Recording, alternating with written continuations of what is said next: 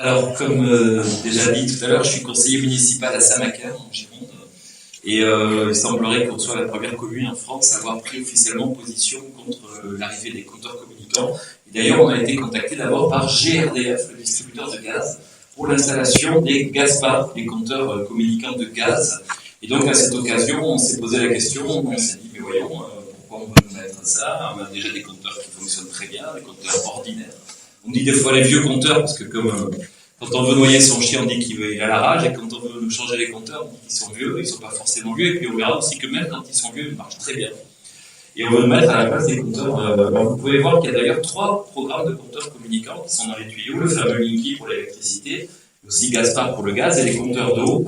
Et vous pouvez voir que je vous laisse le choix entre le compteur tout beau, tout neuf, ou le compteur paré, si vous ne voulez pas. Vous pouvez voir que pour le compteur d'eau, en général, c'est assez variable, mais vous avez des cas où c'est un module communicant qui est rajouté sur le compteur existant. Voilà. Et d'ailleurs, précision technique importante qui va être donc importante pour la suite, c'est que le compteur Linky, au moins dans un premier temps, il va envoyer des informations dans les fils électriques de votre logement. Donc, vous imaginez le compteur, voilà, il y a des fils qui vont passer ensuite dans les murs, qui vont aller jusqu'aux prises, par exemple, qui vont dans tous tous les murs de vos logements, il y a des fils électriques qui passent, et donc ces informations vont circuler, et c'est ça qui crée un rayonnement qui peut être relativement faible ou pas trop faible, on va voir, mais qui peut poser de vrais problèmes de santé pour une exposition prolongée. Les compteurs de gaz et d'eau fonctionnent différemment. Ils n'envoient pas d'informations dans les fils électriques, ils envoient ça directement par des ondes radio, donc ça part dans les airs, hein. C'est une autre forme d'onde électromagnétique. Et donc, évidemment, si vous avez 3 compteurs communicants chez vous, sans compter ceux de vos voisins et tous les appareils qui sont avec, eh bien, ça veut dire qu'on va être plongé dans un bain d'ondes électromagnétiques différentes les unes des autres. Voilà, on va voir que ça peut poser un problème de santé publique.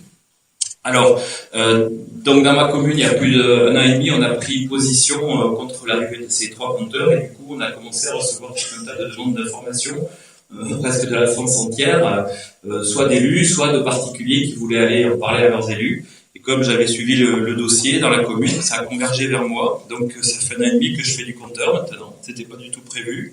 Je précise que je suis un fervent défenseur du service public. Donc en l'occurrence, on s'oppose à la direction d'Enedis, qui est une société prétendue de service public, hein, elle est à 100% filiale d'EDF qui appartient à l'État, donc c'est une société de service public. On va voir que les dirigeants d'Enedis bafouent les valeurs du service public, donc même si avec d'autres je m'oppose à la direction d'Enedis, je ne suis pas du tout opposé au service public, bien au contraire, et d'ailleurs je précise que j'interviens totalement bénévolement. Je demande juste les frais de déplacement, évidemment, mais méfiez-vous aussi de gens qui profitent de ce genre de situation pour essayer de vous vendre tout un tas de choses. Donc, comme je recevais plein d'appels, de demandes d'informations, j'ai fabriqué un site internet. Alors, je suis désolé, l'image a bougé, il faudra que je rectifie. Donc, vous voyez à peu près quand même l'adresse de mon site internet, en haut, donc http refus.linky.gaspard, hein, Gaspard étant à nouveau le Linky du gaz, .free.fr. Voilà, et donc sur ce site, vous trouverez tout un tas d'informations, à la fois pour les élus, parce qu'au départ, c'est un site que j'ai fait pour les communes, mais j'ai reçu tellement de demandes d'informations de la part des particuliers que j'ai commencé à abonder. Et donc, pour les particuliers, vous pouvez voir aussi, c'est pas tout à fait à jour, 357 communes qui ont pris position. En fait, on est à plus de 420 maintenant. Donc, ça augmente. On va voir qu'il y a des problèmes juridiques, bien entendu, puisque le camp adverse veut empêcher les communes de se positionner, mais c'est en cours. Voilà, alors quelques points d'actualité. On a un nouveau ministre de l'écologie, Nicolas Hulot. Donc des gens m'ont dit « Ah, ça y est, Nicolas Hulot est là, il va nous protéger, c'est fini pour le Linky ». Alors je l'ai pas entendu prendre position actuellement lui-même en tant que ministre, mais on voit que sa fondation, outre son slogan bien connu « Faites un don », a comme parmi ses positions accélérer la diffusion et l'installation des compteurs communicants. Ils appellent même ça les compteurs intelligents. Alors ça, c'est de la communication, parce qu'évidemment, personne ne peut être contre l'intelligence. Alors ils se sont dit, on va appeler ça des compteurs intelligents, pas seulement la Fondation Hulot, mais Enedis, etc. Et puis comme ça, évidemment, personne ne les refusera, parce qu'on ne peut pas refuser l'intelligence. Moi, c'est un terme que je récuse. Il s'agit de compteurs communicants, on va voir. Mais voilà, comme je dis à chaque fois, nous, les êtres humains, on peut être intelligents, c'est pas toujours le cas, mais on peut. Mais les compteurs, c'est des objets, c'est des choses, et elles sont pas assez. Alors, c'est des compteurs qui ont des capacités malheureusement très importantes. On va voir quoi, mais en tout cas, il n'y a pas d'intelligence là-dedans. Autre point d'actualité, c'est le numéro qui vient de sortir de l'UFC Que Choisir. Donc, vous voyez, le dossier noir du Linky. Alors, il se trouve que cette association dont l'objet est de défendre les consommateurs, eh bien, depuis d'à peu près le lancement du programme, il y a presque 2 ans, avait une position extrêmement ambiguë, voire même pas ambiguë, mais dans le mauvais sens, hein, plutôt pour le compteur. On a eu quelques petites explications, d'ailleurs ils me font des petits problèmes en justice, mais tant et si bien qu'ils viennent de publier le dossier noir du Linky et ils mettent en exergue, et tant mieux après tout, même s'ils prennent le train en retard, ben ils le prennent et donc ils explicitent tout ce qu'on a dénoncé depuis longtemps. Vous allez voir, hein, les surfacturations, les appareils qui dysfonctionnent, les risques les risques d'incendie, etc., etc. Voilà, même si vous épluchez, si vous regardez précisément, vous voyez bien qu'à certains moments, ils essaient d'édulcorer la critique, mais enfin, ils sont bien obligés de la faire, et tant mieux. On va les pousser pour qu'ils aillent au bout du raisonnement. Voilà, un article qui vient de paraître dans Le Monde, là, qui est signé par Patrice Carr, un inspecteur général des finances. Alors, honoraire, donc je pense qu'il a dû partir à la retraite. Enfin, c'est quand même inspecteur général des finances. Et pour lui, il explicite dans cet article du 6 octobre, donc c'est tout récent, que Linky, c'est un gaspillage de 8 milliards. 8 milliards, alors au début, on nous a dit, ce programme, c'est 5 milliards d'euros. Après, bon, maintenant, c'est 8, bientôt 10, sûrement. De toute façon, c'est nous qui payons. Quand vous payez votre facture d'électricité, il y a à peu près 60% qui va à votre fournisseur d'électricité, EDF, ENGIE, ENERCOP, peu importe. Et à peu près 40% qui va pour le réseau, les grandes lignes très haute tension, hein, réseau RTE, et puis la distribution de l'électricité, ce dont s'occupent les 10, les fils qui arrivent jusqu'à chez vous, et les compteurs, etc., etc. Donc cet argent, c'est notre argent, l'argent de nos factures qui est utilisé, et en l'occurrence qui est utilisé pour se payer des compteurs tout neufs, communicants. On va voir que c'est une très mauvaise idée, c'est un véritable gaspillage. Et donc, pourtant, depuis début 2016, l'installation des compteurs Linky a commencé en France. Ils appellent ça en tâche de léopard, c'est-à-dire que vous avez la carte de France et vous avez des petits points disséminés un petit peu partout. Ils commencent les installations et puis ces tâches sont amenées à grandir jusqu'à recouvrir l'ensemble du pays. Et on va voir que heureusement il y a des résistances par rapport à ça. Et alors, comme justement il y a des résistances de plus en plus, eh bien ces gens-là utilisent des méthodes tout à fait inadmissibles pour imposer les compteurs. Alors, il faut savoir que ce n'est pas le service public qui passe dans les communes pour installer les compteurs, ce sont des sociétés privées qui ont obtenu le marché auprès d'Enedis et qui gagnent de l'argent, qui ont même des bonus par rapport au nombre de compteurs et la rapidité avec laquelle ils les posent, ce qui très certainement explique les curieuses méthodes. Alors c'est un article de Sud-Ouest là, du 22 septembre, hein, tout récent, hein. Donc à Bayonne, un article sur ce qui se passe, sur la façon dont les installations se font, qui ont poussé le maire de Bayonne, qui pourtant n'était absolument pas contre le compteur Linky, eh bien à décréter un moratoire, à demander à Enedis d'arrêter les installations, tout simplement à cause des méthodes qui sont utilisées. Alors quelles méthodes ? Eh bien là, vous voyez, c'est un article de France 3. En Bretagne, là, une retraitée blessée après son refus d'installer un compteur Linky. Ils l'ont tout simplement bousculée pour rentrer chez elle et lui installer de force le compteur Linky. Il a fallu l'hospitaliser, la pauvre. Vous voyez un autre article de France 3, là en Bretagne, dans le 29. Là, vous voyez ce couple, alors, ils sont dans la rue, là, devant chez eux. Vous voyez le monsieur à droite, là, et malheureusement, on lui a mis le compteur. Et donc, quand ils ont vu qu'il y avait des installateurs qui étaient affairés sur leur compteur, ils ont voulu sortir par le portail, là, qu'on voit sur la gauche, et un gros costaud qui les a repoussés, qui les a empêchés de sortir de chez eux, ce qui est absolument inadmissible. Et ce sont les méthodes qui sont utilisées. Et ici à Brive, on a eu carrément une opération commando, puisque c'est un immeuble où tous les habitants refusaient le compteur Linky. C'était organisé pour opérer une surveillance, s'appeler les uns les autres dès qu'ils voyaient passer les voitures des installateurs. Du coup, ils sont arrivés avec 2 équipes, une équipe d'électriciens, enfin c'est pas forcément des électriciens d'ailleurs, on a vu qu'il y a des annonces pour recruter des installateurs de Linky où il y a bien marqué connaissance en électricité non indispensable, hein. Donc ce qui amène souvent des gros problèmes. Enfin bon, voilà, il y avait une équipe avec les tournevis pour installer les compteurs et une équipe de gros bras qui est arrivée en premier, qui a investi le hall, qui a repoussé les gens pour permettre aux autres de changer les compteurs de force. Voilà les méthodes qui sont utilisées. Ici à Niort, là, il a fallu carrément appeler la police à cause des protestations du fait des protestations des habitants. Un article de la Dépêche à Pamiers, là, carrément, une porte a été fracturée par l'installateur du compteur Linky. Et puis aussi des mensonges, tout un tas de mensonges. Alors là, vous voyez un avis de passage, vous voyez bien, c'est Partenaire Enedis. Pour faire semblant d'être le service public, c'est une société privée, Partenaire Enedis. Et donc, ils permettent de mettre, vous voyez, là, en haut à droite, dernier avis, parce que les gens n'ouvrent pas ou laissent pas rentrer, voilà. Dernier avis avant pénalité. Il n'y a aucune pénalité qui n'est prévue dans la loi contre les gens qui refusent les compteurs communicants.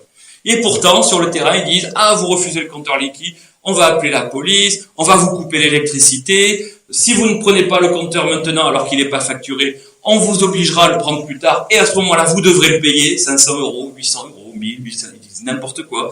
Ou alors vous allez payer une somme tous les mois. Et tout ça est faux. Alors la somme mensuelle, c'est vrai qu'ils intriguent au niveau du gouvernement pour essayer de faire passer une directive pour que justement on puisse faire payer les gens qui n'ont pas de compteur Linky, leur faire payer une somme mensuelle. Mais d'abord, c'est pas fait. Si jamais ils essayent de faire ça, surtout dans le contexte actuel avec les problèmes de pouvoir d'achat, je pense que ça se passera très mal. Et qui plus est, si cette décision est prise, nous l'attaquerons immédiatement devant les tribunaux parce que il y aura une rupture d'égalité de traitement des citoyens. Avant de faire payer une somme supplémentaire aux gens qui n'ont pas le compteur Linky, il faudrait déjà prouver que le citoyen avec un compteur ordinaire coûte plus cher que le citoyen avec un Linky. Et si vous voulez mon avis, je pense que c'est carrément l'inverse. Donc, on n'en est pas là, et à ce jour, il n'y a strictement aucune mesure de rétorsion possible contre une personne qui refuse le compteur Linky. Aucune. Et donc, il faut pas se laisser faire. Alors vous voyez par exemple là, c'est un article de La Voix du Nord, chaîne autour des compteurs, barrières, rondes, les villageois s'organisent pour surveiller, voir arriver des voitures des installateurs de Linky et pouvoir les repousser, etc. C'est organisation pacifique, hein, mais citoyenne et courageuse, donc ça c'est très bien, avec des nerfs au bois. Ici, dans l'île de Ré, donc c'est Ré à la une, on voit que un habitant, un pompier retraité, a trouvé les installateurs de Linky qui étaient rentrés chez lui, donc il les a sortis de chez lui, et donc ils l'ont traîné en justice, ils l'ont attaqué carrément, alors que c'est eux qui avaient fait violation de propriété, etc.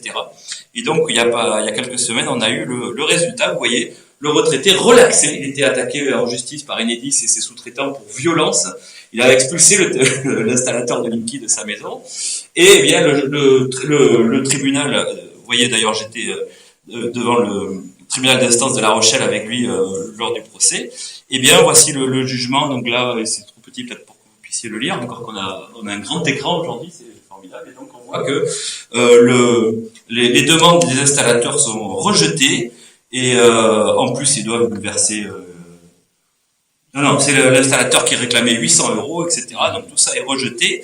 Et le tribunal donc a considéré que l'habitant était en légitime défense des biens. Donc il défend ses biens, il avait raison, et il a utilisé une légitime défense proportionnée. Il a attrapé l'installateur par les épaules, il l'a sorti de chez lui. C'est pas comme si tu l'avais tapé dessus à coups de batte de baseball, c'était proportionné.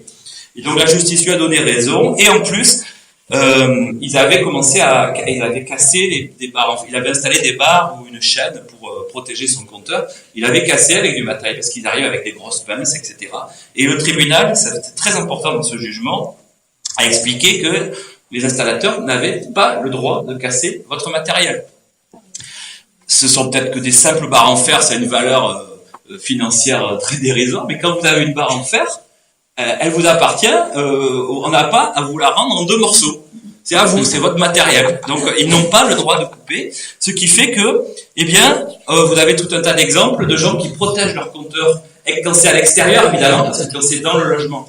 Il faut bien savoir que plus de la moitié des compteurs d'électricité en France sont dans les logements. Et quand c'est dans le logement, on est en position de force, je vais l'expliquer. Mais quand le compteur est à l'extérieur, évidemment, il se gêne pas. Et donc, il faut les empêcher. Donc, vous voyez, ces gens ont installé des barres de fer, des chaînes.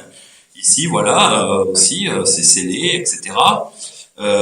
Touche pas à mon compteur. Et donc, ils n'ont pas le droit, suivant le jugement de La Rochelle, de casser ces protections. Voilà. Et comme je le disais tout à l'heure, il y a à ce jour aucune mesure de rétorsion possible dans la loi contre les gens qui empêchent la pose du compteur Linky. Voilà, faut pas se laisser faire. Vous voyez ce monsieur là, c'est un article c'est à Dunkerque là, l'avenir de l'Artois. Eh bien, c'est un pacifiste. Le pauvre, il a été obligé d'appeler la police parce que les installateurs voulaient rentrer en force chez lui, et donc il a obtenu à ce qu'ils repartent. Hein. Voilà. Et alors, le discours officiel, la position légale, et les dirigeants d'Enedis sont bien obligés de la reconnaître quand ils passent dans les médias. Vous voyez ici Bernard Laurence, directeur régional d'Enedis pour toute la Bretagne. Et il reconnaît que s'il y a un refus de compteur Linky, le client ne s'expose à rien. Il n'y aura pas d'écart de traitement, pas de coûts supplémentaires facturés parce qu'on a le Linky ou pas. Il n'y aura pas d'amende, pas de pénalité. C'est clair. Ça, c'est la vérité. Par contre, sur le terrain, ils donnent la directive à leurs installateurs, aux sociétés privées, de dire exactement l'inverse, de mentir, de faire peur aux gens, on va vous couper l'électricité, vous aurez des amendes, etc. Tout ça est complètement faux. La preuve, encore ici. Donc, ne vous laissez pas intimider. C'est tout récent aussi, 29 septembre dernier. Donc, en Indre-et-Loire, à Besse-le-Château, eh bien, la commune avait pris un arrêté, une délibération pour interdire la pose des compteurs communicants, et les installateurs sont arrivés quand même, ils ont commencé à les installer, ils bafouent totalement la démocratie locale, ils s'en moquent complètement, mais le maire est arrivé avec son écharpe, avec des adjoints, des habitants, ils ont bloqué les installateurs pacifiquement, mais ils ont bloqué leur voiture, etc. Et ils ont appelé le préfet et tout. Bon. Et donc ils ont obtenu le départ des installateurs, et qu'ils ont même été obligés de remettre les deux compteurs qu'ils avaient eu le temps de changer, de remettre des deux compteurs ordinaires. Voilà, donc on voit que quand on se laisse pas faire, on peut arriver à des bonnes choses. Voilà, Monsieur Dupont-Aignan. Donc, faut bien savoir que sur ces questions de compteurs, ça balaye quasiment tout le champ politique. Hein. Donc là, il s'agit pas de promouvoir les uns ou de discréditer les autres. Moi, je prends cet exemple parce qu'il est publié par des médias. Dans la commune de Hyères, dont M. Dupont-Aignan est premier adjoint, il était maire pendant longtemps. La commune est député, il est maire. Il a laissé la place de maire, mais enfin, c'est comme souvent, c'est quand même lui qui tire les ficelles. Eh bien, il a pris un arrêté contre les compteurs Linky, arrêté qui d'ailleurs n'a pas été attaqué dans les temps par la préfecture, donc arrêté qui est définitivement valable. Eh bien, Enedis a essayé de venir quand même poser les compteurs avec ses sous-traitants. Eh bien, ils sont allés au devant, ils ont fait repartir. Voilà, donc il faut pas se laisser faire, et on peut gagner quand c'est comme ça. Ça, je vais passer vite. C'est une fiche qu'on a pu récupérer, qui est donnée par Enedis à ses sous-traitants pour leur expliquer comment passer par-dessus les portails, etc., rentrer chez les gens, poser les compteurs malgré les refus. Et puis le fin mot de l'histoire, comme je vous disais, plus de 40%, à peu près 40% de votre facture d'électricité, ça va dans un grand pot commun qui est pour l'entretien du réseau. Et c'est la commission de régulation de l'énergie qui a la main mise sur tout ça et qui le distribue. Et en particulier, cette commission donc a attribué des bonus très importants, donc avec notre argent, à Enedis, à condition qu'il pose le plus possible de compteurs Linky, le plus vite possible. Et Enedis répercute ça sur ses sous-traitants, qui ont des bonus chaque fois qu'ils avancent vite et bien, malheureusement, et ça explique les comportements. Et tout ça se fait avec notre argent. Donc c'est nous qui payons pour nous faire agresser. C'est quand même incroyable. Donc ça a été explicité par le Canard enchaîné, c'était en mars dernier. Voilà. Alors, ces compteurs, on voit la façon dont ils sont installés, tout à fait inadmissible, mais on a tout un tas de prétextes pour les justifier. On nous explique que c'est vraiment absolument indispensable et merveilleux. Pourtant, l'été dernier, il y avait un congrès de l'industrie européenne de l'électricité, donc tout un tas d'entreprises de l'électricité qui sont réunies pour toute l'Union européenne à Vilnius.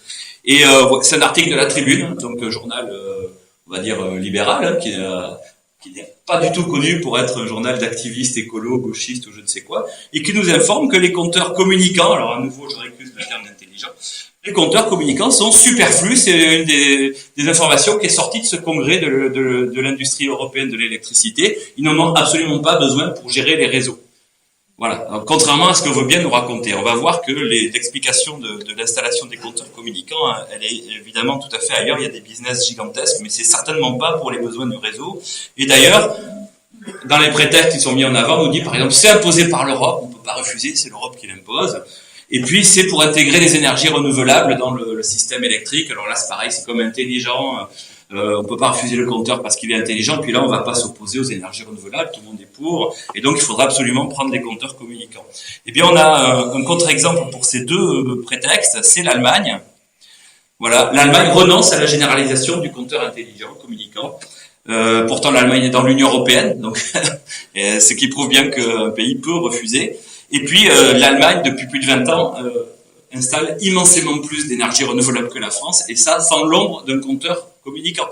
Ce qui veut bien dire qu'il n'y a pas besoin des compteurs communicants pour développer les énergies renouvelables. Exemple de l'Allemagne. Et puis pour l'Europe, là, c'est une lettre qui vient de la Commission européenne. Ce sont des collectifs anti-Linky qui lui ont écrit. C'est un courrier d'août dernier, donc c'est tout récent. Et donc là, dans la partie entourée, la Commission européenne explique qu'elle a donné des incitations, mais que ensuite c'est de la liberté de chaque pays, sur la base d'études ou de ce qu'ils veulent, de développer ou pas les programmes de compteurs communicants, et puis de voir s'il faut les imposer ou pas, la possibilité pour le consommateur de ne pas adhérer au système ou de le faire plus tard, etc. Donc, quand on nous dit on est bien obligé, c'est une décision européenne, c'est complètement faux. Voilà. Alors aussi, on nous dit on nous met ces compteurs pour que nous ayons des factures précises. Alors ça, c'est vraiment la blague du siècle. Donc, effectivement, on a parfois des factures qui sont basées sur des estimations. Et donc, Enedis nous dit c'est un problème dramatique. Pour nous, pour eux, ça les arrange, et pour EDF aussi, puisqu'en général, les estimations, elles sont surévaluées de manière à ce qu'ils gagnent après, ils rendent de l'argent à la fin, mais entre-temps, ils l'ont fait travailler. Donc, c'est assez curieux. Est-ce que vraiment... ils se sont réveillés un jour en disant il faut absolument que les gens aient des factures précises, on va leur mettre des compteurs communicants pour ça. C'est véritablement une blague, d'autant que vous pouvez voir, on trouve des choses intéressantes sur le site internet d'EDF. Vous voyez cette dame là qui téléphone à EDF et qui leur dit ce qu'il y a sur son compteur. Et comme ça, c'est le relevé confiance, elle a une facture parfaitement précise, sans l'ombre d'un compteur communicant. C'est QFD. On nous dit aussi, parce qu'il faut quand même bien que les releveurs viennent voir de visu ce qu'il y a sur notre compteur au moins une fois par an, parce qu'autrement, par téléphone, on pourrait leur raconter des salades. Et donc, Enedis nous dit, c'est terrible, les gens sont obligés de poser une RTT, c'est un problème dramatique, il faut qu'une fois par an, ils soient là pour la relève. Alors bon, déjà, on a survécu à ça pendant des décennies. On a parfois on peut être là à la maison ce jour-là, ou on a des voisins, des amis, des grands-parents, etc., qui peuvent être là pour ouvrir au bonhomme qui vient faire la relève. Et sans oublier que pour énormément de gens, il y a ce qu'on appelle le relevé à distance, c'est-à-dire un petit boîtier que vous allez avoir sur votre clôture ou devant votre maison. Et ils passent, ils appuient leur propre appareil sur le boîtier, ils prennent votre consommation sans que vous soyez là. Donc, à nouveau, c'est absolument pas ça qui peut justifier ces programmes. C'est vraiment pour nous amuser, quoi. C'est pour que vous ayez une facture précise et pour pas que vous ayez à poser une RTT. Tout ça, c'est des blagues, hein. On va voir pourquoi. On nous dit aussi c'est pour lutter contre les pannes d'électricité et puis contre les fuites d'eau pour les compteurs communicants d'eau. Ou alors pour les pannes d'électricité, Enedis se contredit puisque ils disent eux-mêmes que lorsqu'il y a une coupure, ils reçoivent plein d'appels téléphoniques leur disant j'ai plus d'électricité, donc ils ont l'information. Et les compteurs Linky ne leur donneront pas plus d'informations. Ils sauront à quel endroit il n'y a plus d'électricité, mais il faudra qu'ils mènent des recherches pour savoir la nature, la localisation de la panne. Donc aucun intérêt avec le compteur Linky. Et pour les compteurs communicants d'eau, qui sont supposés lutter contre les fuites, on voit sur les sites internet des sociétés d'eau qu'elles ont beaucoup progressé sur des techniques avec des gaz traceurs ou avec l'acoustique pour faire la recherche des fuites d'eau. Et donc on peut tout à fait faire ça sans l'avoir de compteurs communicants. Ensuite, on nous dit, alors, nouvelle blague, les compteurs communicants, ça va nous permettre de maîtriser notre consommation, donc de faire des économies, à la fois de protéger l'environnement et de faire des économies. Alors ça aussi, c'est la blague du siècle. Alors toujours se rappeler que Enedis est une filiale à 100% d'EDF et que EDF vit en nous vendant de l'électricité. Et que ces gens se soient réveillés un matin en disant on va faire des économies à nos clients, ils vont moins nous acheter d'électricité. On ne peut pas vraiment les croire, voire pas du tout. Et d'ailleurs, on a aucune étude qui montre que les compteurs communicants font faire des économies. On a pourtant plein de reportages, on voit la télé, les gens disent ah oui, mais même les journalistes, alors quand c'est les gens d'Enedis, évidemment, ils font leur job, ils disent oh, on va faire des économies grâce à ça, le client va faire moins cher, bon. Mais même des journalistes reprennent ça, ou des dirigeants politiques en disant mais oui, le compteur Linky va faire des économies. C'est de la pure affabulation, il n'y a rien qui permet de le voir, au contraire, dès 2010, vous voyez, j'ai retrouvé en faisant des recherches de l'ADEME, l'Agence pour la maîtrise de l'énergie, qui est allée voir ce qui se passait dans certaines régions du monde où on avait déjà mis des compteurs communicants. Et là, par exemple, j'ai entouré une expérience en Australie où ils ont vraiment fait ça de manière très méthodique. Ils ont installé les compteurs communicants dans une région et ils ont étudié de très près ce qui se passait. Et bien, au bout de 2 mois, il y avait à peu près 10% d'économie de consommation, ce qui n'est pas gigantesque, mais qui est quand même pas mal. Le problème, c'est qu'au bout de 4 mois, c'était 5%, et au bout de 6 mois, on était revenu à la case départ. Alors, qu'est-ce qui s'est passé? Tout simplement, les gens ont joué le jeu. C'est-à-dire qu'on leur a dit, on vous met ce compteur intelligent, ça va vous aider à faire des économies d'énergie. Donc, du coup, les gens se sont sentis dans une expérience, et ils ont joué le jeu, c'est-à-dire qu'ils ont fait attention, ils ont éteint les lampes dans les pièces non occupées, etc., etc. Et c'est comme ça qu'ils ont fait des économies. Sauf qu'évidemment, au fil du temps, on y pense un peu moins, et puis de moins en moins, et puis peu à peu, la vie reprend son cours normal, et au bout de 6 mois, on était revenu au point de départ, ce qui prouve bien que c'est le comportement des gens qui peut permettre de faire des économies, et ça veut dire que la formation et l'information du citoyen peut avoir des effets extrêmement importants, comme on l'a vu dans les années 70 en France, avec la campagne de la chasse au gaspillage. Quand vraiment on mobilise les gens en les informant, etc., on peut avoir des effets, mais c'est pas le compteur communicant lui-même qui fait des économies, la preuve, c'est zéro. Donc non seulement avec Linky, vous n'allez pas faire des économies financières, mais en plus vous allez payer plus cher de plusieurs manières. D'ailleurs, Enedis, ERDF, c'est son ancien nom, le reconnaît dans ses propres brochures. Ils disent c'est vrai que ça va coûter des milliards, mais on va avoir un retour sur investissement. Ça va se faire sur la réduction des consommations actuellement non facturées. C'est-à-dire qu'ils vont venir chercher des milliards dans nos poches et ils vont le faire de plusieurs manières.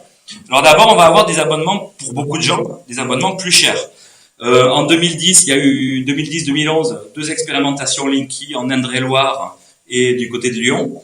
Et bien vous voyez, donc en Indre-et-Loire 2010, le 1er juillet 2010, l'affaire de Linky arrive au conseil municipal d'une commune, mais c'était le cas dans la plupart des communes concernées. Les gens se plaignent, depuis qu'on leur a mis le compteur Linky, ils disjonctent tout le temps. Mais vous inquiétez pas, EDF a une solution pour résoudre ce problème. EDF propose aux particuliers de souscrire un abonnement d'une puissance supérieure. Et donc plus cher, évidemment, pour arrêter de disjoncter. Alors notez bien, c'est Enedis qui vous met le compteur Linky. Tout d'un coup, vous vous mettez à disjoncter tout le temps, vous appelez Enedis qui vous dit « Halte là, c'est pas nous on vous a mis le compteur, mais si vous avez des problèmes, maintenant, vous voyez avec votre fournisseur. » Alors vous appelez votre fournisseur, en l'occurrence EDF, qui vous dit écoutez, c'est pas nous qui avons mis le compteur, donc on n'y est pour rien. Mais bon, on a quand même une solution. Si vous voulez arrêter de disjoncter, on vous propose, prenez un abonnement plus élevé, mais plus cher. Donc ça, c'était au moment de l'expérimentation. Et évidemment, au moment de la généralisation qui a commencé début 2016, vous voyez ici, c'est l'Est républicain, mais vous trouverez des exemples un peu partout en France. Même chose, Linky fait disjoncter le porte-monnaie. Beaucoup de gens, dès qu'on leur met le compteur Linky, se mettent à disjoncter tout le temps. Et EDF a la même réponse. Un certain nombre de clients devront revoir la puissance de leur abonnement. C'est-à-dire prendre un abonnement plus élevé. Un certain nombre, c'est des millions. Autre exemple, voilà, c'est un article de janvier 2017, de cette année. Vous voyez, 2 octogénaires. Et donc, c'est marqué, depuis qu'on leur a mis le compteur Linky, 15 fois par jour à peu près. Et les malheureux, ils ont le compteur d'électricité, donc le Linky en l'occurrence, à la cave. Donc ils se relaient, chacun son tour, à peu près 8 fois par jour, chacun, pour aller remettre l'électricité à la cave. Mais, on peut régler la question, il suffit qu'ils prennent un abonnement plus cher. Voilà, les prétendues économies auxquelles on a droit. Donc ça, c'est pour les abonnements, mais aussi les factures. Alors vous voyez à nouveau la Tribune, un journal économique ultralibéral. Donc c'est eux qui le disent, certains compteurs électriques, il s'agit bien de compteurs communicants, surestiment largement la consommation réelle. Ce sont des études qui ont été menées par 2 universités aux Pays-Bas, parce que si on attend que ce soit en France que ces études soient faites, on va attendre longtemps. Et donc, les études montrent que les compteurs communicants vont multiplier parfois la facture jusqu'à 6 fois pour la même consommation. Certains compteurs communicants diminuent légèrement la consommation réelle, mais c'est pas les nôtres, hein, malheureusement. Et d'ailleurs, on a des exemples. Vous voyez la Voie du Nord, du côté de Valenciennes. Et bien voilà, après on met le compteur Linky et leur facture est multipliée par 3,5 pour la même consommation, le même mode de vie. Voilà. Autre exemple, dans l'Est républicain, Meurthe-et-Moselle, Là, c'est amusant, c'est une association de consommateurs, la DC 54. On leur a mis le compteur Linky dans leur local, eh bien, facture 250% d'augmentation, multiplié par 2,5. Voilà, donc ils sont furieux, et je crois qu'ils lancent une procédure en justice.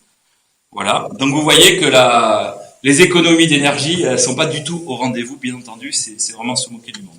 Et le dernier argument, risible si c'était pas aussi dramatique, c'est la création d'emplois. Enedis dit, grâce à Linky, on crée des emplois. Alors c'est vrai qu'il y a un certain nombre d'emplois pour fabriquer les compteurs et pour les poser, mais ce sont des emplois provisoires, en échange d'une destruction définitive de milliers d'emplois de tous ces agents du service public, des vrais agents de service public qui passaient chez nous une fois par an pour relever les compteurs, et qui, eh bien c'est aussi ça le service public, qui en particulier les personnes âgées pouvaient demander un service, c'est-à-dire revisser une ampoule, réparer une prise, etc., ce qu'ils faisaient de bonne grâce, parce que c'était le service public. Enedis valorise le fait que maintenant on n'aura plus affaire à des êtres humains, ça va être automatique grâce au compteur Linky, vous ne verrez plus personne, ben merci beaucoup, c'est super.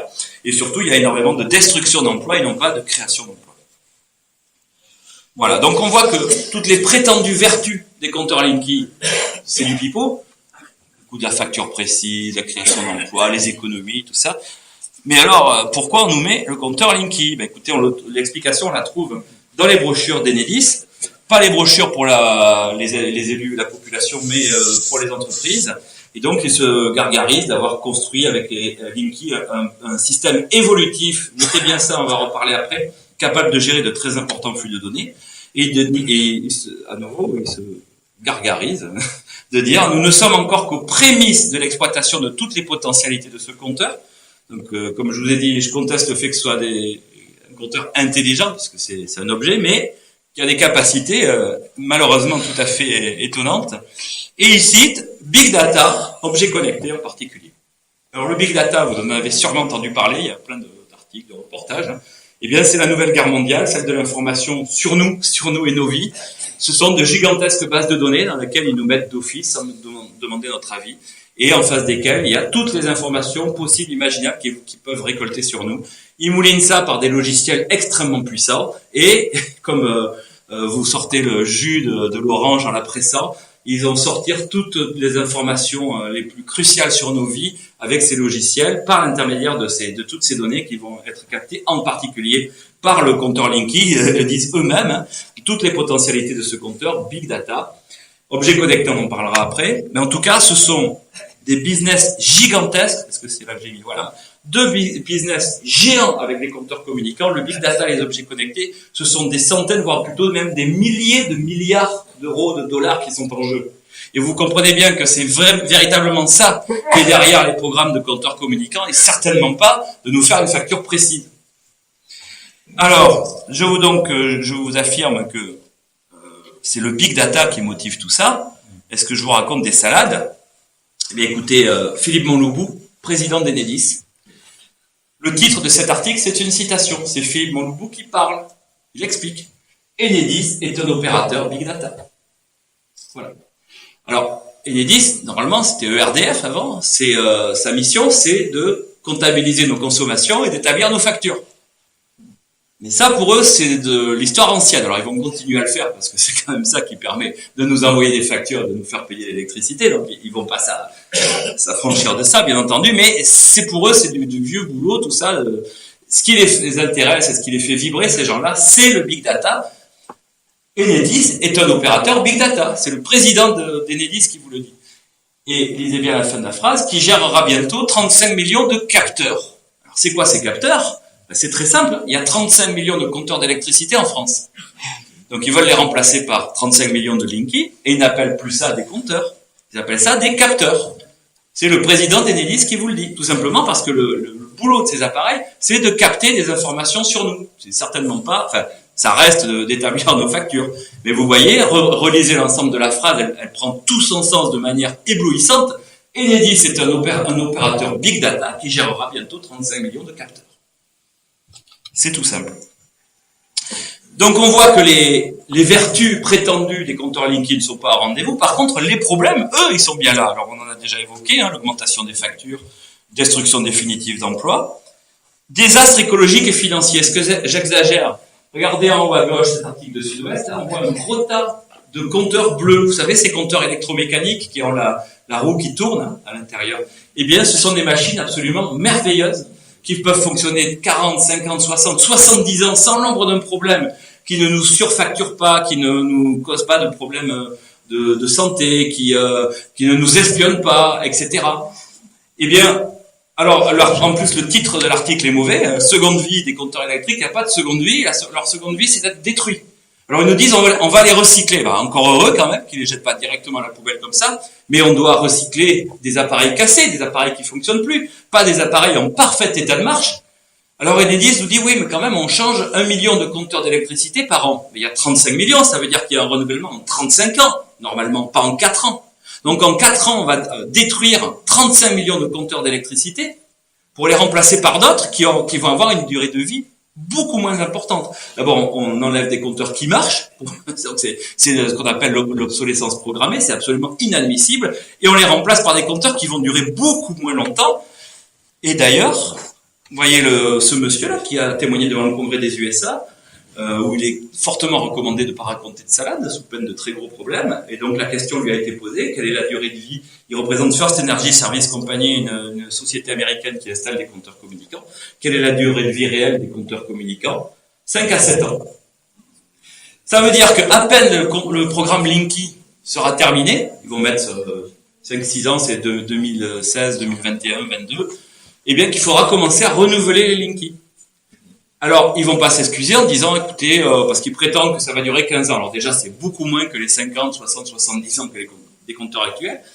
Mais ça va être encore beaucoup plus court en réalité que ce qu'ils prétendent. Mais ils vont pas s'excuser, ils vont dire, écoutez, vous avez déjà de la chance, vous aviez Linky, voici Linky 2. Meilleur encore. Vous savez, c'est comme la lessive qui lave plus blanc que la lessive qui est déjà blanc, etc. Et tout ça, par contre, c'est avec nos milliards, avec notre argent, nos milliards pris sur nos factures d'électricité, ces milliards qui devraient servir au renforcement du réseau, au renforcement des lignes, l'enterrement des lignes pour être beaucoup moins vulnérables face aux événements climatiques, etc., etc. Eh bien, nos milliards, ils sont gaspillés dans des programmes de compteurs communicants où c'est 8, 10, 12, 15 milliards, on verra la facture à la fin, et qu'il va falloir renouveler tous les 5, 6, 7 ans, en fonction de la durée de vie très courte de ces compteurs. Donc, quand je parle d'un désastre environnemental, de la destruction des compteurs et financier, ben c'est la réalité. Autre problème, risque Big Brother, espionnage et piratage de ces compteurs. Donc le risque Big Brother, alors là c'est Bernard Lassus, directeur du programme Linky, donc le sous-chef, qui était chez Bourdin le 1er avril de 2016, après le lancement. Alors il disait, je comprends pas, c'est polémique, parce que le Linky est un simple compteur qui mesure juste des courants électriques, qui ne sait absolument pas reconnaître l'électron qui vient de la machine à laver, de la télévision, de votre fer à repasser, vraiment. Il fait rien en gros, quoi, le compteur, c'est à se demander pourquoi il faut l'installer. Le problème, c'est que le même Bernard Lassus, 4 mois plus tôt, au moment du lancement officiel du programme Linky, là c'était sur iTélé cette fois, écran à l'appui, il expliquait, grâce au Linky, regardez, vous avez une courbe qui vous permet de voir le démarrage ou l'arrêt de certains appareils, on voit un lave-vaisselle qui tourne, le four aussi, on voit que le micro-ondes est arrêté, etc. Sauf que là, il pensait que tout le monde allait dire, mais c'est formidable, vite, mettez-nous ce compteur merveilleux qui va tout savoir de nos vies. Voilà, et quand ils se sont aperçus qu'on n'était pas si contents, tout d'un coup, non, mais on s'est trompé, en fait, il fait rien, le compteur, il fait rien du tout. Ça, c'est évidemment, ils essaient de déminer maintenant pour nous installer les compteurs, et puis une fois qu'ils seront installés, évidemment, là, on verra ce qu'on verra.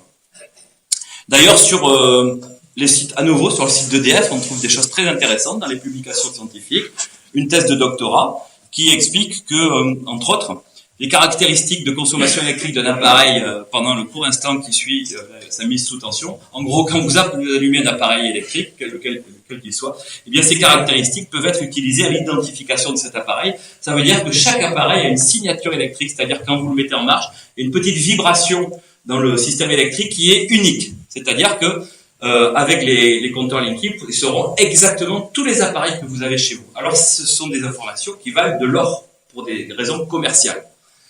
Ils vont réunir toutes ces informations et les vendre sur notre dos à tout un tas de marchands, les Darty, compagnie, etc., qui ensuite vont venir nous démarcher sur la base de ces informations. Parce que la publicité à la télévision, qui est la même pour tout le monde, pour eux, c'est complètement dépassé. Ils veulent pouvoir démarcher les gens maintenant de manière extrêmement ciblée, précise, en fonction des informations qu'ils ont sur nous, c'est-à-dire évidemment les appareils qu'on a, qu'on n'a pas, nos capacités financières, etc., etc.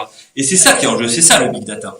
C'est toutes ces informations que Enedis pourra soit utiliser directement, soit revendre très cher sur notre dos, parce qu'évidemment, nous, on ne touche rien au passage. Ce sont des informations sur nos vies qu'ils nous volent, et ils les revendent sur notre dos pour les vendre à des gens qui vont venir nous démarcher.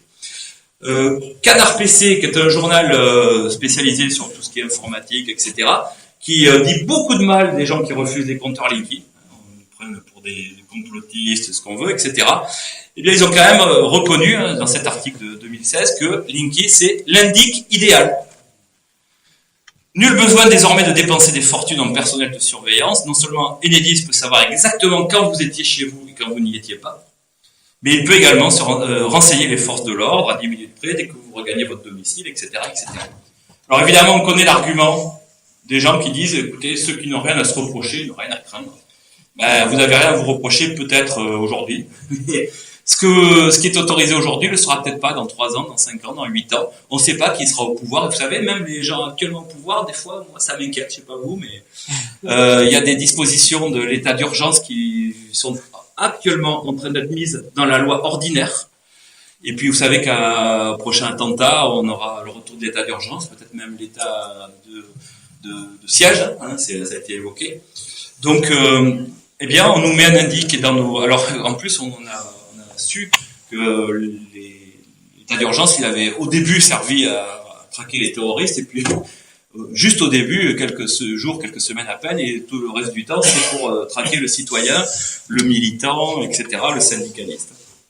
Voilà. Tant et si bien que la Ligue des droits de l'homme, vous voyez un article d'Europe 1, la Ligue des droits de l'homme s'attaque au compteur Linky, sur la base d'un communiqué explicite, un compteur Linky, un compteur communicant qui en dit beaucoup sur notre vie privée. Alors, il faut savoir que, après avoir publié ce communiqué, la Ligue des droits de l'homme a reçu beaucoup de visites. D'Enedis, d'EDF, du gouvernement, qui sont venus lui expliquer qu'il fallait pas dire des choses comme ça, que c'était très mal. Tant et si bien que la Ligue des droits de l'homme a fini par publier un communiqué très alambiqué, disant que peut-être il s'était alarmé un peu vite, et que c'est peut-être surtout un problème de mauvaise communication de la part d'Enedis, qui s'était mal expliqué, et que bon, on leur a donné des assurances, la Commission nationale informatique et liberté est venue leur expliquer qu'il fallait pas s'inquiéter comme ça, etc., etc. En gros, on leur a tordu le bras, et ils ont édulcoré leur position, mais la vraie position de la Ligue des droits de l'homme, celle qu'ils ont prise sur la base d'un travail de recherche très pointu, c'est celle-là. Linky, un compteur qui en dit beaucoup sur notre vie privée. Puis je vous rappelle, le Canard PC, lui, qui pourtant est pour le Linky, reconnaît que c'est l'indic idéal. Piratage, je passe vite, à peine les compteurs communicants avaient été fabriqués que les hackers, vous savez, ces jeunes qui bidouillent les ordinateurs de manière tout à fait extraordinaire, on fait des conférences de presse pour les journalistes scientifiques pour leur montrer comment, en quelques secondes à peine, ils entrent en contact avec le compteur communicant et lui font faire tout et n'importe quoi. Voilà, parce qu'Enedis nous dit c'est sécurisé, tout ça, ne vous inquiétez pas, c'est vraiment du pipeau. On voit très bien d'ailleurs l'actualité continuellement nous apprend que les sites les plus théoriquement les plus inviolables, la Maison Blanche, les banques centrales exactement, sont hackés, sont piratés. Toujours parmi les problèmes, effacement diffus, coupure à distance. Alors, vous savez que notre réseau électrique a souvent de gros problèmes parce que vous savez qu'en France, on n'a pas de pétrole, on a des idées. Par exemple, on a dit on va faire 58 réacteurs nucléaires et des millions de chauffages électriques et comme ça, on sera autonome pour se chauffer contrairement aux autres pays. Alors, ça marche très bien, sauf quand il fait froid. Puisque quand il fait froid, ces millions de chauffages électriques démarrent tous en même temps et ça fait des pointes de consommation absolument délirantes qui dépassent totalement les capacités de notre parc nucléaire qui est pourtant totalement surdimensionné, mais il est dépassé. Résultat, tous les hivers, la France importe massivement de l'électricité, en particulier depuis l'Allemagne. Alors on crache sur les centrales allemandes au charbon qui fabriquent de l'électricité en brûlant du charbon, parce que c'est extrêmement polluant, et c'est vrai. Mais ce sont quand même ces centrales-là qui chauffent la France tous les hivers. Et comme notre parc nucléaire est de plus en plus délabré, vous avez sûrement entendu parler qu'il y a de plus en plus souvent des réacteurs arrêtés, etc., etc., ben c'est de plus en plus dur l'hiver et on va aller vers des déconvenues gigantesques, des effondrements. Mais il y a une possibilité de s'en sortir pour EDF, Enedis, c'est l'effacement diffus, c'est-à-dire il y a déjà des entreprises qui ont passé des contrats, c'est-à-dire que quand il y a trop de consommation, eh bien elles se sont inscrites et ils arrêtent leurs installations, en échange évidemment de défraiements très importants que nous payons avec nos factures d'électricité. Mais ça suffit pas, et donc il va falloir couper à distance les consommations chez les habitants, chez nous. Et le Linky va servir à ça. Mais évidemment, est-ce que c'est là, voilà l'effacement de diffus. C'est un article de France Info de cet hiver, début de janvier dernier, il faisait très froid, et ils expliquent, l'article parle du compteur Linky, que le système d'effacement va se développer très fort. Alors là, c'est le moment de parler des belles promesses d'Enedis avec le compteur Linky. Avec Linky, ils vont pouvoir, par exemple, couper à distance l'électricité aux gens qui ne peuvent pas payer leurs factures. Mais aujourd'hui, ils nous jurent qu'ils ne le feront jamais. Ils feront comme actuellement, c'est-à-dire qu'on enverra une assistante sociale, parler avec les gens, voir quels sont leurs problèmes. Et vraiment, ils s'amuseront jamais à couper l'électricité aux gens automatiquement aux gens qui ne peuvent pas payer. De même, ils peuvent déconnecter nos appareils de consommation quand ils en ont besoin, mais ils s'engagent absolument à ne jamais le faire dans notre aval. Ça sera sur la base du volontariat, vraiment, il faut les croire sur parole. De même que toutes les informations qu'ils vont capter sur nos vies, eh bien, ils s'engagent à ce qu'elles ne soient utilisables qu'avec notre accord. Vraiment, jamais ils se permettront, sans notre accord, de les donner ou de les vendre à quelqu'un d'autre. Ça, c'est ce qu'ils promettent aujourd'hui pour installer les compteurs. Mais une fois qu'ils seront installés, je peux vous dire que ces belles promesses, elles sont balayées en 1 seconde. Voilà. Donc, effectivement, ils s'amuseront à couper l'électricité aux gens qui n'arrivent pas à payer. Ils s'amuseront à déconnecter nos appareils quand ça les arrangera, éventuellement avec des conséquences qui peuvent être dramatiques pour les gens qui sont sous respiration artificielle, etc. C'est déjà des problèmes qui se passent au moment de l'installation des compteurs, puisque ils arrivent n'importe quel moment, ils coupent l'électricité pour changer le compteur, ils s'en moquent complètement. Voilà. Donc ça, c'est les belles promesses. À vous de voir si vous voulez les croire. Toujours parmi les problèmes, les appareils fous. Qu'est-ce que c'est? Voie du Nord, du côté d'Arras. Depuis qu'on leur a installé les Linky, leur lampe de chevet s'allume toute seule. Alors ça se met à clignoter n'importe quand, le jour, la nuit. Voilà, vous avez aussi les volets roulants qui montent, qui descendent, qui montent, qui descendent, qui montent, qui descendent. Voilà, inlassablement. Voilà, même le Figaro Économie, aussi fort peu connu pour être un journal d'activistes écolos, gauchistes, pose la question: pourquoi le compteur Linky allume votre lampe de chevet, n'importe quand, ou éteint votre télé, en plein film, ou pire, en plein match? Ça marche à chaque fois. Et bien la réponse, elle est connue. Pourquoi? Ben parce que c'est votre faute. Vos appareils ne sont pas comme il faut. Pourtant, avant qu'on vous mette le compteur Linky, tout marchait bien. On vous met le compteur Linky, vos appareils dysfonctionnent. Eh bien, ça sera à vos frais, de faire venir un réparateur ou d'acheter de nouveaux appareils. Et Enedis explique que vos appareils ne sont pas conformes, ne sont pas ci, ne sont pas ça. C'est votre faute. Voilà. Risque incendie. Alors c'est controversé. Enedis jure que les compteurs Linky ne causent pas plus d'incendie que les compteurs ordinaires.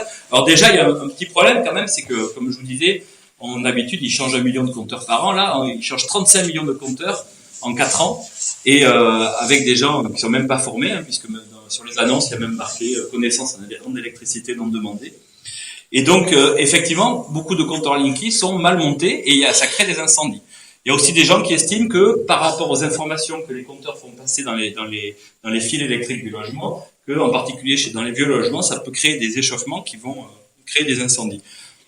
Moi, je sais pas, je vois qu'Enedis nie, mais en tout cas, par exemple, ici, on trouve dans la Voie du Nord aussi, voilà, un dépôt de vin. À 14h, on leur met le compteur Linky, à 16h, ils lancent les machines et tout a brûlé. Voilà. Et puis donc parmi les problèmes, il y a le risque sanitaire, le risque des ondes électromagnétiques. Donc comme je vous ai déjà expliqué, le Linky va faire circuler dans les murs de votre logement des informations en plus de l'électricité, et ça crée un rayonnement. Alors qui peut être éventuellement faible, quoique on va voir que, rappelez-vous, un système évolutif, mais c'est un rayonnement qui va être permanent. Alors méfiez-vous aussi des mensonges d'Enedis. Enedis dit on ne comprend pas ces polémiques. Le compteur Linky n'envoie ses informations qu'1 minute par jour. Oui, il envoie ses informations vers l'extérieur qu'1 minute par jour, mais il fonctionne 24 heures sur 24. C'est ça où il vous trompe. Vous voyez, en disant un truc vrai, mais en essayant de vous tromper, le Linky fonctionne tout le temps, va faire circuler ces informations tout le temps dans vos fils. C'est d'ailleurs comme ça qu'il va établir votre courbe de consommation de toute la journée, etc. Donc, il y a une émission continuelle, et on peut penser en particulier à la nuit, puisque la plupart des gens ont leur lit contre un mur. Dans ce mur, très certainement passe un fil électrique qui va jusqu'à la prise pour la lampe de chevet ou les lampes, etc. Et donc, ça veut dire que toutes les nuits, vous allez être à côté d'un fil qui va émettre un rayonnement qui peut être relativement faible, mais qui va être permanent. Et là, on retombe sur ce que pointe l'Organisation mondiale de la santé, l'OMS. Elle se demande si une exposition faible mais prolongée, et c'est bien le cas là, est susceptible de susciter des réponses biologiques et de nuire au bien-être de la population, donc de nous rendre malades, hein, donc électrosensibles, cancer, leucémie, etc.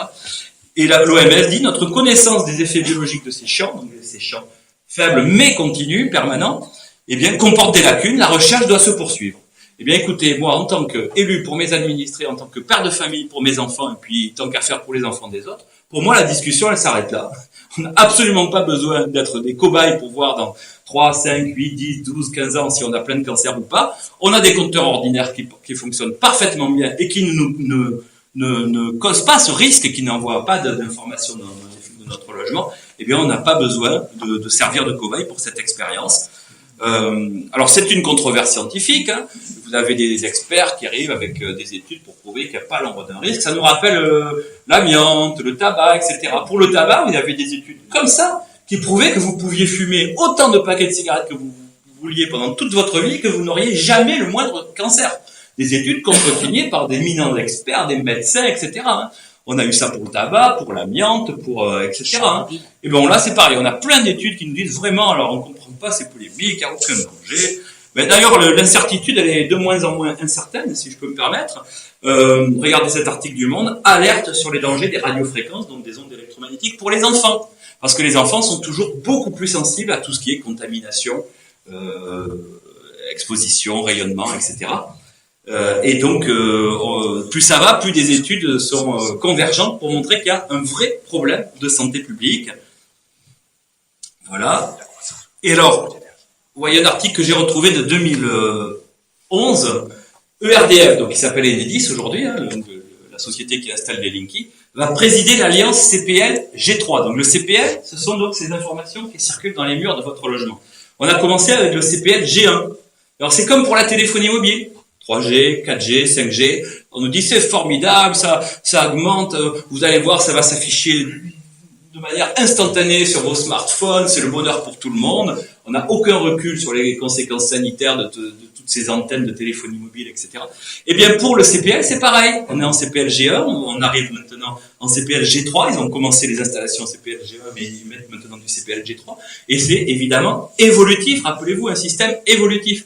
Ce qui veut dire que probablement ce qui va circuler dans les fils de nos logements, eh bien, l'exposition va peut-être, alors elle sera prolongée, elle sera même permanente, mais faible, mais ça sera peut-être de moins en moins faible, hein, puisque évidemment on va avoir ces systèmes qui vont évoluer au fur et à mesure. Et Enedis a essayé de faire croire à un moment donné que le fameux CPL, ces informations va circuler uniquement entre le transformateur de quartier dans votre rue ou 2 ou 3 rues plus loin et votre compteur, et donc que ça n'entrait pas dans les logements. Alors déjà, plus de la moitié des compteurs d'électricité sont dans les logements. Donc, je vois pas comment ça n'entrerait pas dans le logement. Et qui plus est, le propre constructeur de Linky, Monsieur Ozono, de la société Itron, qui le fabrique à Chasseneuil-du-Poitou, il a été questionné. J'y étais moi, au pseudo-débat de Sud-Ouest, parce qu'il y avait que des gens pour le Linky à la table. Enfin, bon, on lui a posé la question, il a reconnu que le CPL, il arrivait au compteur, il traversait le compteur, bien entendu, il va dans le logement, il est fait pour ça, pour aller circuler dans les fils du logement, pour être en contact avec les appareils, etc. Donc c'est absolument absurde de prétendre qu'il ne va pas dans le logement. Autre exemple sur le risque par rapport à la télérelève des compteurs d'eau. Donc vous voyez, c'est des brochures qu'on trouve en ligne, hein, de sociétés d'eau, réseau intelligent, ils mettent bien sûr. Et vous voyez le bonhomme là, ça s'est valorisé, qui installe une antenne sur un poteau dans la rue. Parce qu'évidemment, ces compteurs vont envoyer tout un tas d'ondes, et il faut du matériel, des antennes, etc. pour les recevoir. Donc c'est un petit peu ça aussi qu'on a refusé nous à Saint-Macaire par rapport au compteur Gaspard. Je vous rappelle, les compteurs de gaz, comme le compteur d'eau, il envoie directement des ondes dans les airs, des ondes radio. Et donc, vous voyez qu'ils veulent installer sur un château d'eau, ou sur l'église aussi, ils demandent l'église, souvent, dans les villages, des antennes comme ça, qu'ils appellent concentrateurs, pour capter les informations qui vont être envoyées par les compteurs. Voilà. Eh bien, sachez que si vous soulevez le capot vert fluo du compteur Linky, excusez-moi, je vais tomber la veste. Il commence à faire chaud. Voilà, c'est rose fluo là. Mais si vous soulevez le capot vert fluo du compteur Linky, vous verrez qu'en bas à droite, il y a un espace qui va être vide au début. Quand Enedis vous installe le compteur, l'espace est vide. Et c'est votre fournisseur, EDF, Engie, Enercop, peu importe, qui va venir vous démarcher en vous disant, déjà, vous avez de la chance, vous avez Linky, et vous allez avoir la double chance, on peut vous rajouter l'émetteur radio Linky, qui va permettre au compteur Linky de fonctionner comme le compteur de gaz et le compteur d'eau, c'est-à-dire d'inonder votre logement d'ondes électromagnétiques et d'en envoyer vers l'extérieur. Ce qui fait qu'avec le Linky, vous aurez la double peine, c'est-à-dire qu'il fera circuler l'information dans les fils de votre logement, CPL, et en plus, il inondera votre logement d'ondes électromagnétiques. Et tout ça pourquoi? Eh bien, on arrive à la question des objets connectés. Alors les objets connectés, qu'est-ce que c'est? C'est n'importe quel objet de la vie courante. C'est pas de la science-fiction, puisqu'il y en a déjà des milliards qui sont en service. N'importe quel objet de la vie courante, mais qui contient une petite puce infime qui va permettre de relier cet objet à Internet. Mais alors par exemple, vous avez votre brosse à dents. Comme ça, vous allez savoir combien de fois vous êtes brossé les dents dans la semaine, etc. Vous aurez toutes ces informations. Et quand même, vous vous dites, il n'y a pas un fil qui va de ma brosse à dents jusqu'à mon ordinateur. Alors comment cette brosse à dents va être connectée à Internet? Quel est le chaînon manquant? Eh bien, le compteur communicant. Puisque c'est lui qui va inonder votre logement d'ondes électromagnétiques, qui va rentrer en contact avec ces puces dans les objets, et qui, en même temps, va être en contact avec des antennes posées à l'extérieur. Et c'est pour ça que les sociétés qui installent des compteurs communicants, comme par exemple la Sogedo, c'est la société d'eau qu'on a chez nous à Saint-Macaire, eh bien, elle fait alliance, et c'est le cas d'Enedis, de GRDF, etc., toutes ces sociétés qui mettent des compteurs communicants font alliance avec des sociétés comme Sigfox, société de la région toulousaine, pas très loin d'ici, qui est spécialiste des objets connectés et qui installe elle-même des antennes sur tout le territoire et puis à l'international. C'est une société qui a un développement gigantesque parce que, à nouveau, je vous le disais, l'histoire des compteurs, des objets connectés, ce sont des enjeux absolument faramineux. Eh bien, pourquoi ces alliances? Tout simplement parce que, comme je vous disais, quel est le chaînon manquant? C'est le compteur communicant. C'est le compteur communicant, le Gaspard, le compteur d'eau ou le Linky muni de l'émetteur radio Linky qui va être en contact avec les objets qui contiennent des puces et être en contact avec les antennes de Sigfox ou de son concurrent. Et alors, information à savoir quand même, qui est présidente du conseil d'administration de Sigfox? Notre amie Anne Lauvergeon. Alors, c'est pas une conférence anti-nucléaire, hein, mais quand même c'est intéressant de savoir que cette dame est partie de son entreprise Areva en la laissant en faillite. Alors, pour les anti-nucléaires, on peut trouver ça bien, après tout, elle a mis Areva en faillite, sauf que quand même, la facture, elle est pour nous tous, 5, 6, 7, 8, 10 milliards. En plus, elle est impliquée dans une terrible affaire de corruption, puisqu'avec notre argent, elle a acheté des mines d'uranium en Afrique, des mines d'uranium sans uranium, mais à des milliards. Il y a un monsieur qui a eu l'information avant, donc il a acheté des actions de cette société Uramine à un tarif dérisoire, juste avant qu'Areva achète la société. Donc évidemment, la valeur des actions s'est envolée, il a tout revendu, il a gagné je sais pas combien, 200 ou 300 millions d'euros. Et donc les juges sont derrière ce monsieur, qui s'appelle Monsieur Frick, c'est son vrai nom. Hein. On peut se pincer, mais c'est vrai. Donc, on se demande comment Monsieur Frick a su qu'Areva allait acheter cette société, allait faire monter les actions. Alors, petit détail, c'est le mari d'Anne Lauvergeon. Donc, les enquêteurs sont dessus et essaient de savoir comment il a pu savoir ça. Donc, c'est cette dame qui s'occupe de notre bonheur avec les objets connectés en lien avec les sociétés qui vont venir chez vous nous installer les compteurs communicants. Donc, devons-nous les laisser faire? D'autant que la sécurité, à nouveau, piratage, polémique, ça 01net, c'est un journal des plus connus en France en Europe sur la sécurité, sur l'informatique, etc. Donc c'est vraiment très sérieux. Polémique sur la sécurité des réseaux français Sigfox. C'est-à-dire que, à nouveau, on nous dit tout ça est sécurisé, ne vous inquiétez pas, c'est complètement faux, c'est une fragilité. En plus, l'actualité montre qu'on a régulièrement maintenant des attaques venues, alors on ne sait pas si c'est la Chine ou de Russie ou les groupes terroristes qui envoient des virus, etc. On va avoir des effondrements gigantesques. Et alors justement, on veut tout nous connecter. Comme ça, au moins, tout s'effondrera en même temps, on n'aura plus rien. Alors que pour être résilient, pour être le moins vulnérable, il faut au contraire avoir des systèmes décentralisés qui sont capables de fonctionner en autonomie. Et bien là, il faut que tout soit connecté jusqu'à nos moindres objets. Et comme ça, là, tout s'arrêtera en même temps. Et d'ailleurs, regardez, même Le Monde le dit, le casse-tête de la sécurité des objets connectés. Donc, des caméras de surveillance au réfrigérateur, parce que vous avez les réfrigérateurs connectés, comme ça, même si vous êtes à 800 km de chez vous, avec votre smartphone, vous savez combien vous avez de yaourt dans le frigo, c'est très important. Et bien, donc, le nombre d'objets connectés à Internet 24 heures sur 24 s'est multiplié, c'est des milliards d'objets. Le nombre de ces objets s'est multiplié, mais le risque de détournement aussi. Donc, on va vers des très très graves problèmes. Voilà.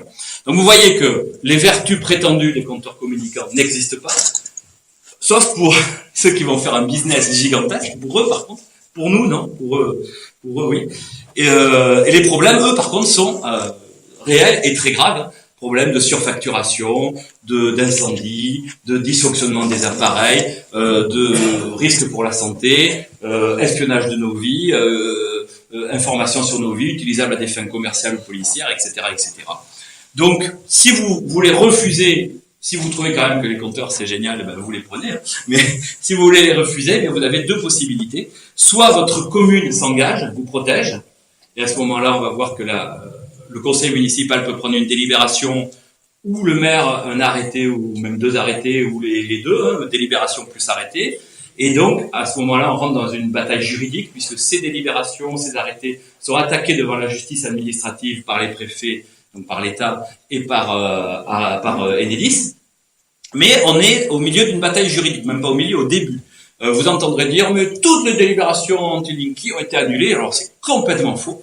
D'abord parce que la justice manque énormément de moyens, donc les procédures n'en sont qu'au début. On est très loin d'arriver.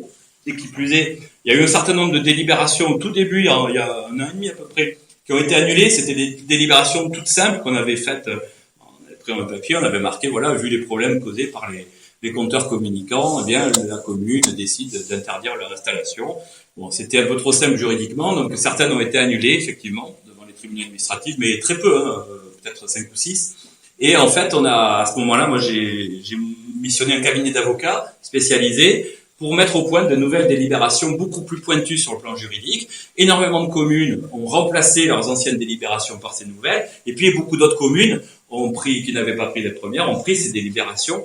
Et donc, depuis, évidemment, le processus est reparti à zéro, parce qu'il faut recommencer. L'État et les préfets, et Enedis, a lancé des procédures contre ces délibérations, et il n'y a à cette heure aucun jugement de fond qui est tombé. Il y a eu des référés, c'est une procédure d'urgence dans l'attente du jugement de fond. Donc vous avez certainement entendu parler de Tarnos, par exemple, avec le jugement au tribunal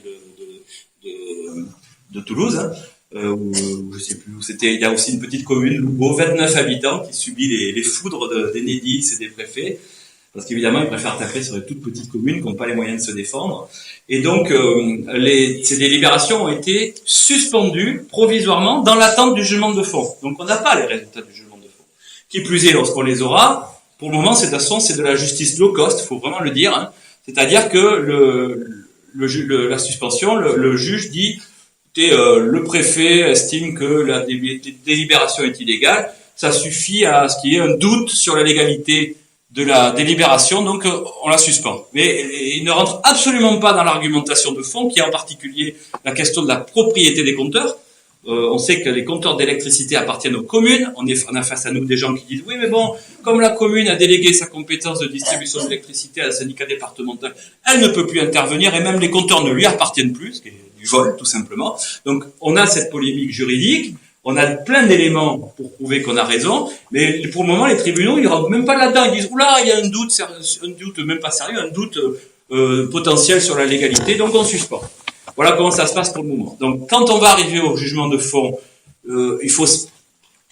Moi, je suis relativement pas optimiste, parce qu'on va aussi avoir des jugements comme ça, et donc...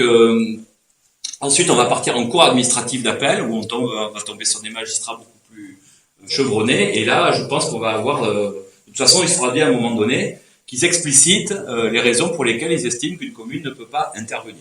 En tout cas, actuellement, il y a plus de 420 communes qui ont pris des arrêtés, des délibérations. Il faut savoir aussi, alors je suis désolé, j'ai pas eu le temps de la mettre à jour, mais qu'un certain nombre de délibérations n'ont pas été attaquées parce qu'elles sont passées entre les mailles du filet ou ont été attaquées trop tard, comme Choconin Neufmontier en région parisienne. Et donc, la délibération est valable définitivement. Donc, Enedis a essayé de l'attaquer quand même, c'était trop tard. Ils ont essayé de venir avec leurs installateurs, mais il y a un article du Parisien, on voit le maire qui pose fièrement devant le panneau de sa commune, avec commune sans Linky, etc. Et donc, on voit qu'il y a aussi des succès. Voilà. Et donc, on ira certainement, donc bientôt, on aura des jugements de fond, on ira, que ce soit pour ou contre, on ira en appel de toute façon. cour administrative d'appel, on montera certainement au Conseil d'État et probablement en justice européenne, où nous pensons avoir les meilleures chances de gagner, tout simplement parce que l'Union européenne a beaucoup de problèmes par certains aspects réels, mais par contre, elle a aussi des textes très protecteurs des libertés publiques, et le système Linky est en contradiction avec ces textes. C'est pour ça d'ailleurs que les délibérations du cabinet d'avocats ne sont pas centrées sur la question des ondes, non pas qu'elles soient pas importantes, mais parce qu'en France, avec les textes de loi qui existent, on gagne pas sur la question sanitaire. On l'a vu sur l'amiante, sur le nuage de Tchernobyl, sur tout un tas de choses comme ça. Amiante, non-lieu général, il s'est rien passé, voilà, etc. Par contre, on pense vraiment qu'on a de fortes possibilités de gagner sur la question des libertés individuelles. Donc le combat des communes, il est en cours, et quand vous entendez dire que toutes les délibérations ont été annulées, c'est complètement faux. Aucune délibération, à part quelques-unes au tout début, mais c'est des vieilles délibérations, aucune n'a été annulée. Et qui plus est, le combat va être long. Et si vous êtes dans une commune dont les élus ne veulent pas vous protéger, il vous reste le refus individuel, et ça, c'est ce qu'on a vu tout à l'heure avec soit vous avez le compteur dans votre logement, et à ce moment-là, il vous suffit de ne pas les laisser rentrer, même si vous n'êtes que locataire, vous êtes juridiquement chez vous, ils n'ont pas le droit d'entrer. Il faut juste ne pas vous laisser intimider par on va vous couper l'électricité, on va appeler la police, vous allez avoir des amendes, vous frappez le compteur, vous allez payer une somme tous les mois, etc. Tout ça, c'est du pipeau, c'est pour vous faire craquer, pour que vous disiez bon, allez-y, entrez. Donc vous laissez pas avoir. Et puis si le compteur est extérieur, eh bien vous avez vu comment on peut s'organiser, protéger son compteur. Et il y a des jugements qui vous donnent raison et qui disent qu'ils n'ont pas le droit de briser ce que vous allez mettre devant votre compteur, des barres en fer, etc. Voilà. Donc c'est un combat qui est en cours. Au fur et à mesure que le programme d'installation des compteurs Linky avance, de plus en plus de collectifs se créent, de communes prennent position. Je vous donnais l'exemple de Bayonne, qui est emblématique, puisque c'était vraiment un maire qui avait aucune intention de s'opposer à Linky, mais il y a eu tellement d'exactions des installateurs sur la population que le maire a été obligé de monter au créneau, et ça peut entraîner maintenant d'autres communes à rejoindre ce combat. Voilà. Donc, j'espère que ça vous a été utile, et puis à suivre.